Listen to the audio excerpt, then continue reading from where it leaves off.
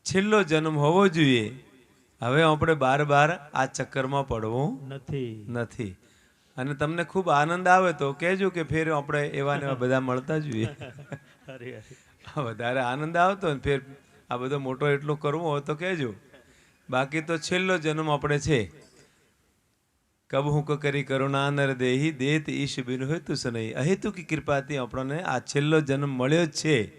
અને આ જન્મમાં સાત્વિક